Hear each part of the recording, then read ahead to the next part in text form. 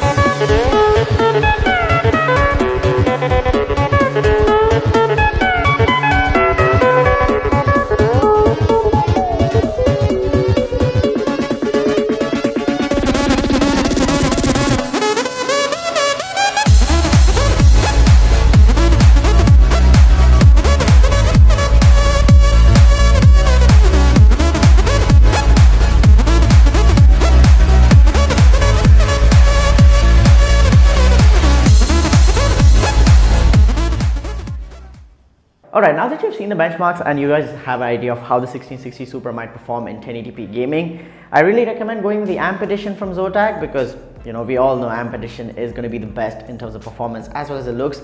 This is not bad either, the twin fan. You can go with it if you want like a smaller, more compact graphics card, but this one is going to be, better at cooling. It's a bigger graphics card, some more FPS as well, and the price isn't that high compared to this one. It's like 1,000 rupees extra, so I definitely recommend going with the Zotac AMP edition.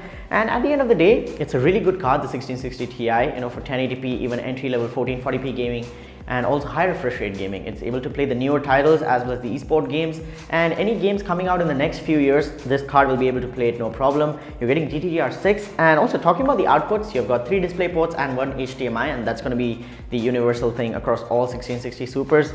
And yeah, with the AMP edition, you're getting extra clock speed as well, so this is going to be factory overclocked. And yeah guys, overall at the end of the day, the 1660 Super in my opinion is a really good card, and I feel like Nvidia is back in the competition, competing with the RX 5500. I'll be comparing the RX 5500 to the 1660 Super once I get it in my hand. So yeah, go ahead and subscribe to the channel for that, and stay tuned to the channel. And again, thanks so much for watching this video guys. I hope you enjoyed. If you did, then go ahead and smash the like button, as well as go ahead and subscribe to the channel and hit the notification bell so you don't miss out on future uploads. Huge thanks to Rex Esports and Vikas from Ankit Infotech, and I'll talk to you guys in the next one. Peace out.